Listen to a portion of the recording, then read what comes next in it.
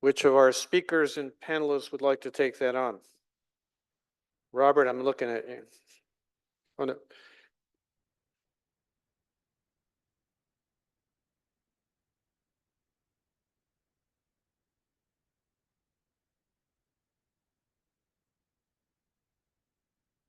Yeah, I think we hear like a similar question in this morning's panelist. So for our current project, the answer is definitely yes. So for the project itself, we are have another other in-depth analysis, such as non-targeted and targeted analysis for the emergent contaminants. And then we're also going to identify the specific species for the organic matters in there. So for the project itself, it's not ended yet, but luckily we have the support from MED, and then we have the extended phase to finish all these in-depth analysis to provide more insights to this type of a question. And then beyond our project, I think it is a huge amount of effort that need to be spent on this part, because as we learn from the literature review, we have huge amount of the brackish water resources in this state to have a better to better leverage these resources to contribute to the water action plan in the New Mexico. So it requires continuous support and efforts to make continuous progress to make sure our people have safe and safe quality drinking waters to use. Thank you so much.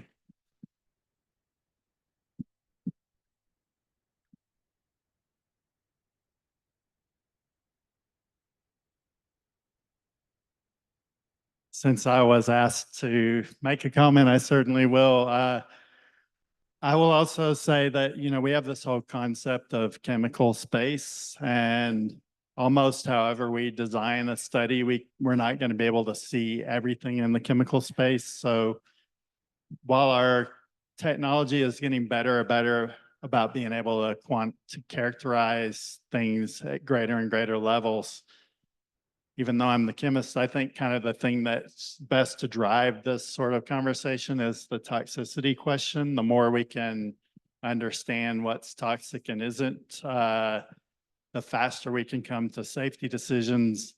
And then when we do see an issue where we're seeing one sample that might be more toxic than another, that's one of the places that we can jump in most powerfully and identify exactly what is it that's causing that. And I can say, just like natural organic matter or hydrocarbons, they're both so complicated that, like with hydrocarbons, a lot of times we talk about things like total petroleum hydrocarbons or, gasoline range organics or something, because it's such a complicated system that it's easier to talk about it as groups of compounds, maybe in a certain part of a chromatogram. At least when I've seen, like I actually showed a dissolved organic matter sample, there were, tens of thousands of different molecular formulas in dissolved organic matter, and we're not really worried about high levels of toxicity in that generally. It's natural organic matter that impacts a lot of our water systems. So it's not always the goal to characterize everything as much as possible, but anything that we can do to identify constituents of concern is valuable. And anytime we have evidence that there's a problem, we can use the techniques I talked about and others to identify specifically what is in there that might be causing the problem.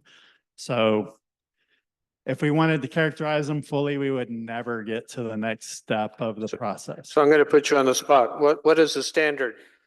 Beyond a reasonable doubt or preponderance of the evidence?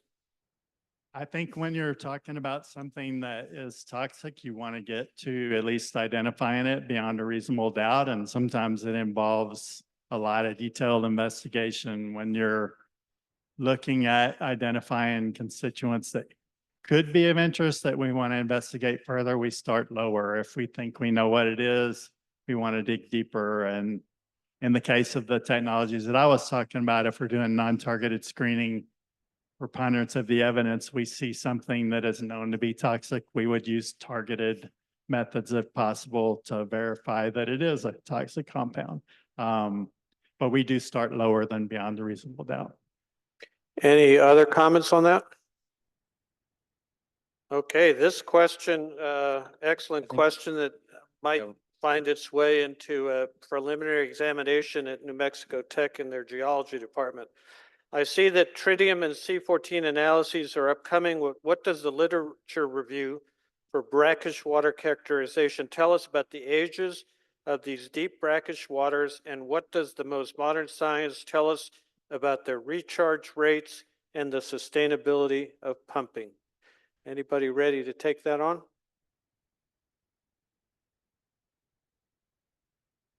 We have somebody way back there.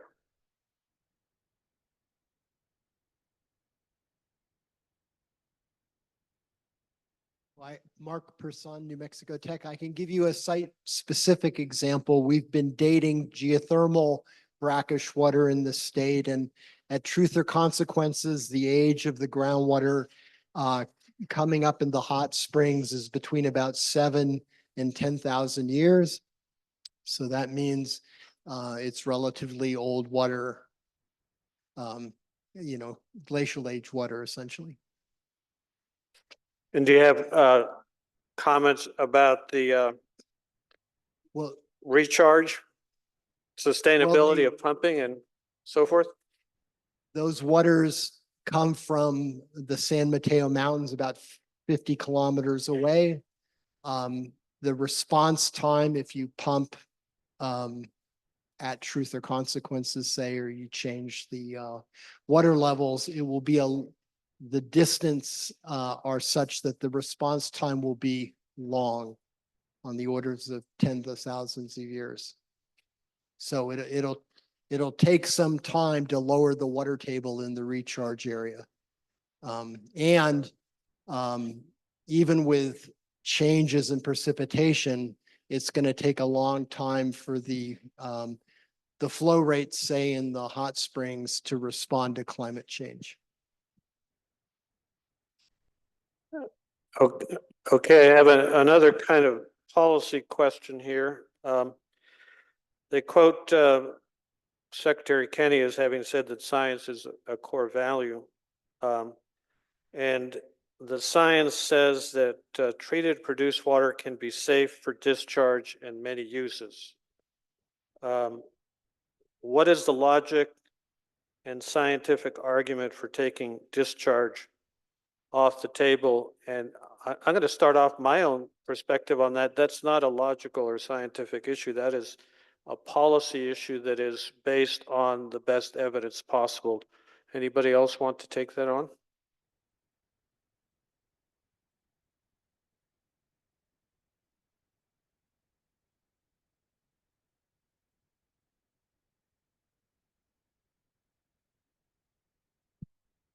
Okay. I felt the eyes of the room. The logic about government moving in a methodical, science-based way that is contingent upon the resources we have to not only develop rules, but implement those rules, learn from those rules, and wash and repeat is exactly the path we're going down. So while we are pursuing water reuse rules that allow for expanded reuse of all types of water, not just produced water, and fostering that certainty, as we heard about from many others throughout the panels today, to begin those investments in bench scale and applications that might then iterate into the next phase of fit for purpose use. That's the pathway we are on. And again, I have to thank the person sitting next to me, because without appropriations from the legislature in 2019 that gave us the staff people who are actually working on these rules, we wouldn't even be in this position. So moving methodical and moving deliberate and moving as science as our guide and trying to signal that we are creating certainty as we go is one way we're doing it, and very proud and confident in that approach. The strategic water supply is the opposite direction, where we're saying that fit for purpose uses for technology, for energy, are exactly the reasons we can move forward with the strategic water supply, treating brackish water and treating produced water. Both of those efforts will derive science that will help inform the other. Neither of them are linked at the hip, and one can move without the other. And we think that if you will, to speak like a true bureaucrat and regulator, that the carrot is the strategic water supply, the stick is the regulatory approach we're taking, and we're going to continue down that path. The engineer in me wants to say a lot more, but the cabinet secretary, needs to mind the process in which we're going through. And I do appreciate the question, and stick with us because we're going places. And yes, back there.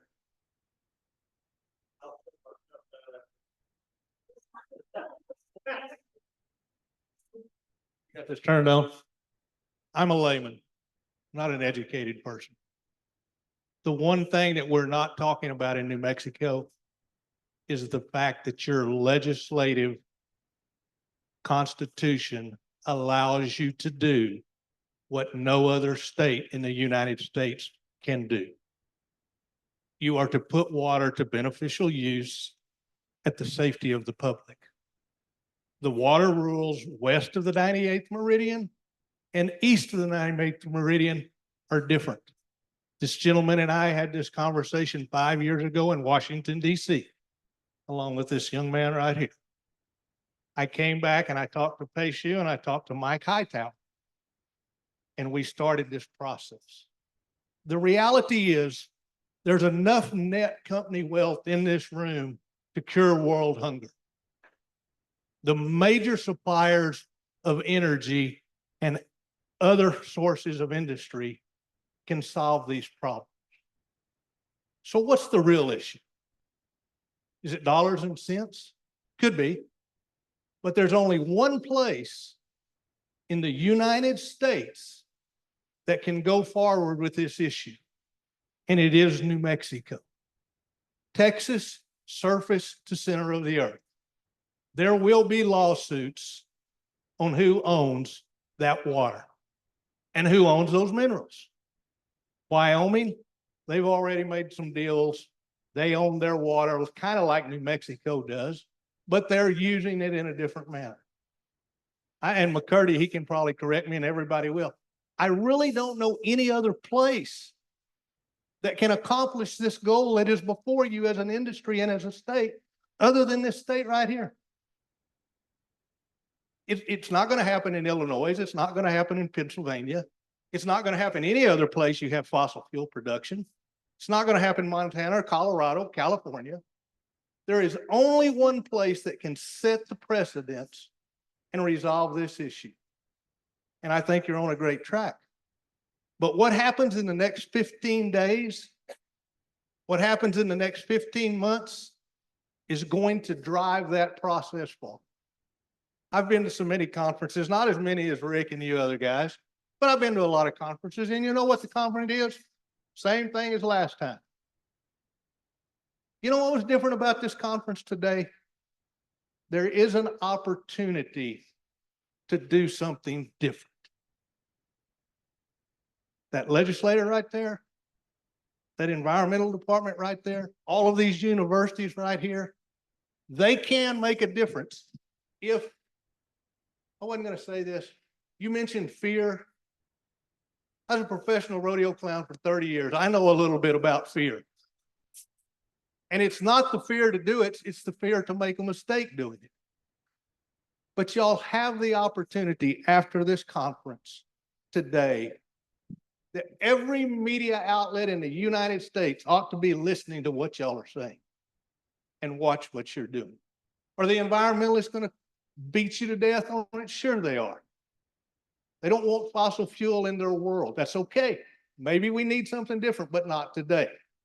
Are the energy companies going to say, well, you need to pay us to do all of this? Sure they are. That's what they do. They make money.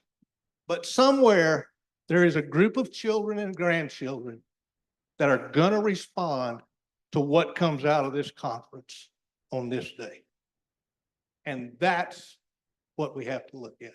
That environmental guy right there, I wouldn't want his job for all the money in the world, I promise you. Why you left Washington, D.C., I have no idea. You thought that was tough. Welcome to New Mexico. But the opportunity is before you, and I think that's where the continuity is going to come together. But I don't know any other state that can do that. based on the way their legislation is written and their constitution is written. So good luck. Well, I would certainly encourage you to stay with us, join the poster session and have a drink. Are there any other comments or questions from the audience?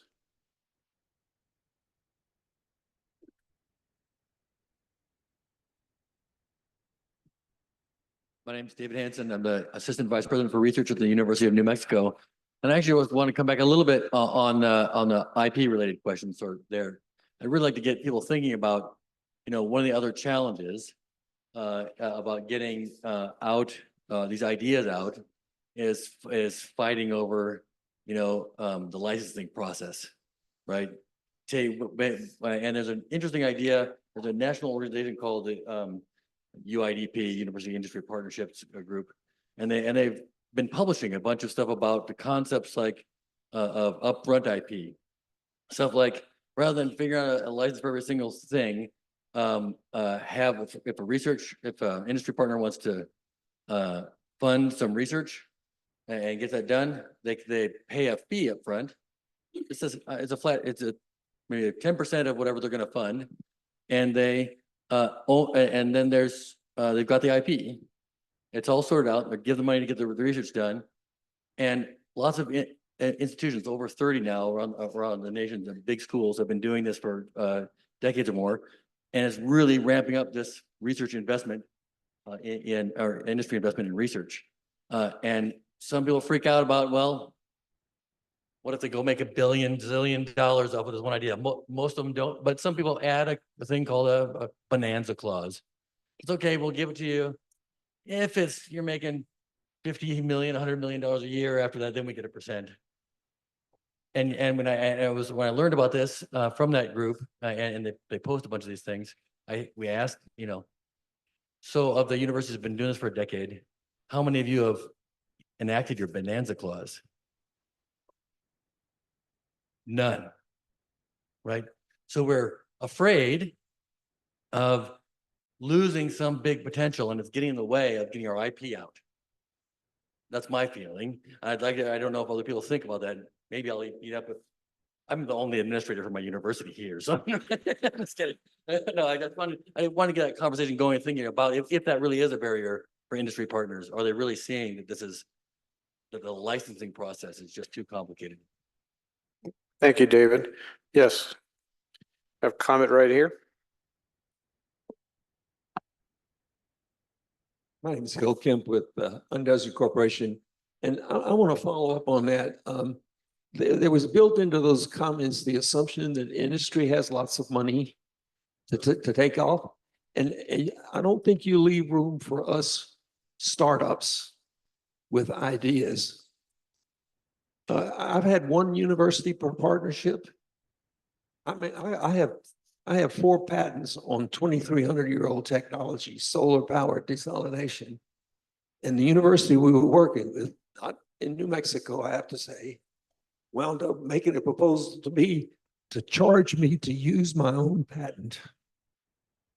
They were so IP greedy, they were going to charge me a fee to use my own patent. So, I mean, be careful about your IP ambitions, and remember to make room for those creative small guys.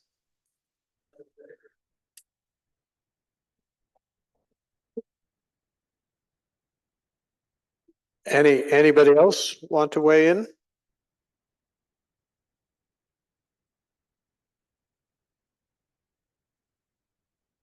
My name's Ted Wooten with the Texas Railroad Commission. I was asked to come by one of our commissioners. And when you're a staff member at the commission, sounds like a good idea. And I went and I asked him, I said, okay, this one, I'm an engineer. I'm not a chemist scientist. Wasn't quite sure how this hit me in the fairway. Like, what do you want from it? He says, we can't afford to not be there and listen. We can't afford as a commission. Now, we're not the legislature. We're not TCEQ. We're not EPA.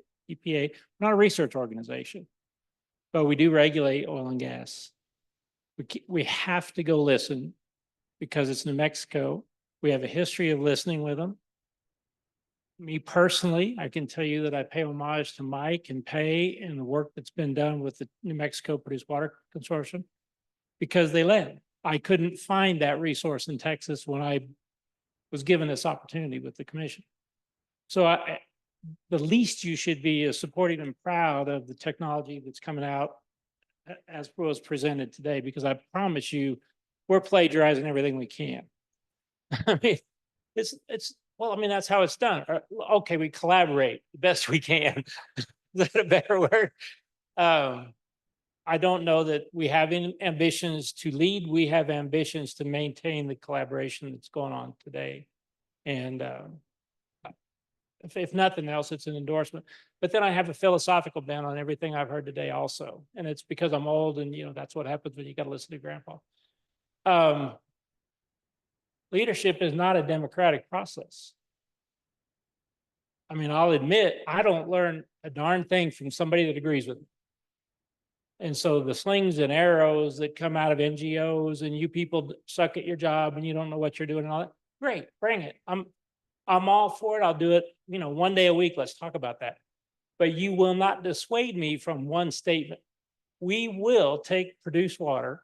We will generate beneficial reuse water from that produced water, and both states will benefit from it. And you're not knocking me off the perch with any of this fringe arguments about why we should or shouldn't, or what an NGO said or didn't say. We're gonna do it. And that's what leadership says. And then the rest of us just have to line up and do it.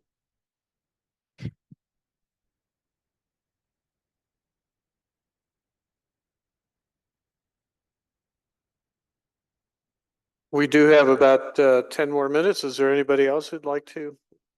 Gentleman in the back.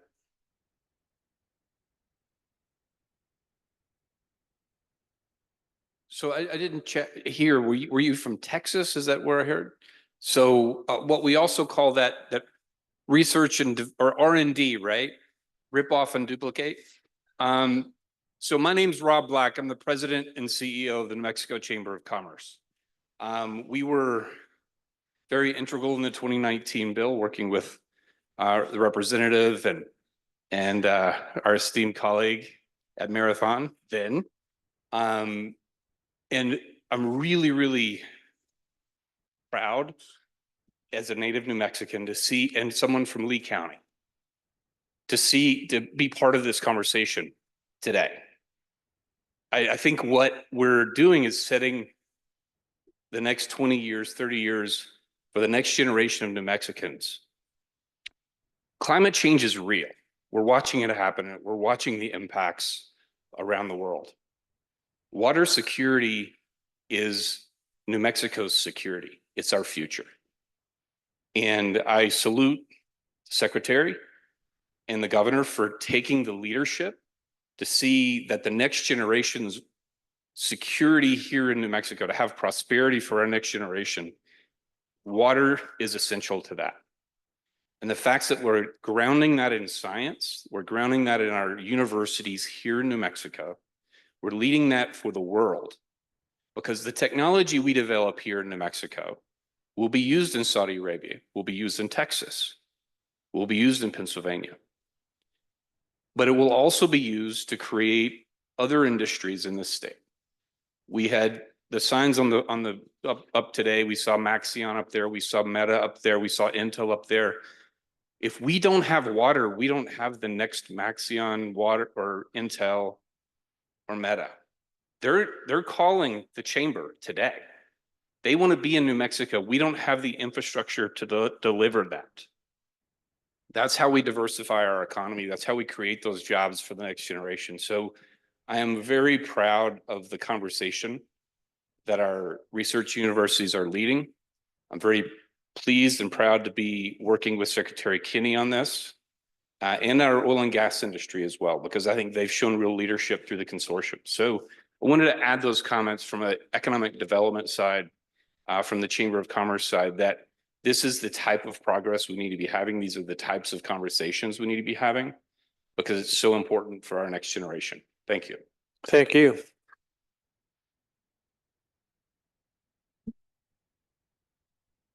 Anyone else?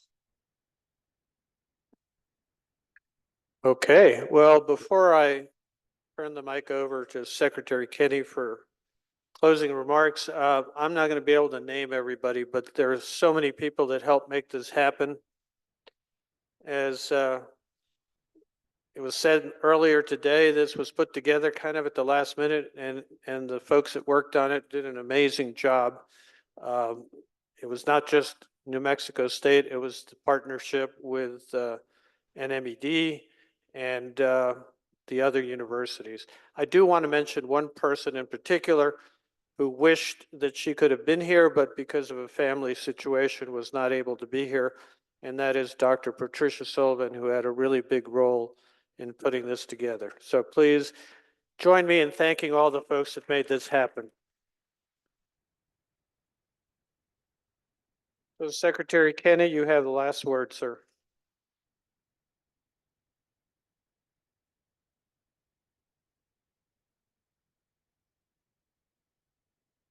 So as a reminder, you have drink tickets in the back of your, that wasn't my last word, but it's an important one. I am in awe over what we saw this morning, the research that has been presented.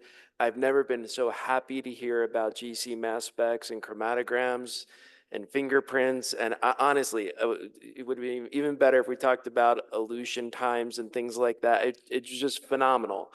One of the things that we did not talk about when we keep saying the concept of preserving fresh water for drinking water communities, I'm going to bring you down a notch.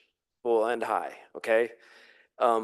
One of the things that we deal with at the Environment Department that I think it's really important context that you walk out of here with is that as we talk about preserving fresh water, not all fresh water that we want and try to preserve for communities is ready for communities. We have 14 Superfund sites in the state of New Mexico, 261 legacy uranium mining sites, 944 underground gas stations that are leaking, and 300 abandoned former industrial sites that have everything from halogenated compounds and other nasty things getting into our groundwater. So when I talk about preserving fresh water, in the back of my mind is the rest of my job, and I know my staff is thinking of the same thing. It's in their mind as well, that not all fresh water is fresh. It's not ready for us yet. So that should put a fire under all of us. And where's Marvin? Did he leave? No, he's there. That should put a fire under all of us to have a call to action. And I hope today was that call to action. And I hope that you think about when you turn your tap on, how fortunate you are to have good water coming out of your tap that you can drink. And we want to preserve that. So we don't want to give up on the metas. We don't want to give up on the hydrogen sector. We don't want to look at the federal government and say no thank you to the millions, if not billions of dollars of IRA money that they want to put into our state. We don't want to do that. So again, as we leave here today reflecting on what we've talked about and making science a team sport that we can all participate in, please go and find your call to action with this topic. And for those of you who are looking to invest dollars and you're saying, if only we had a Match.com kind of partner, please come and talk to us, because we have a cadre. You heard from Rob Black from the chamber.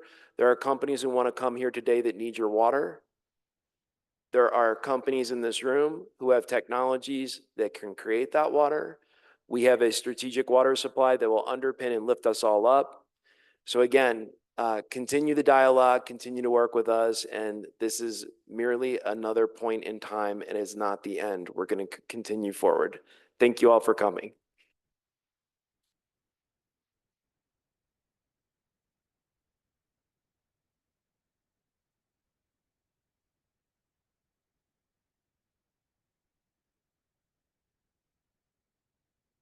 Simply said, the only thing between you, drinks, and the poster session is me speaking, so I'm done. Thank you very much. This is over.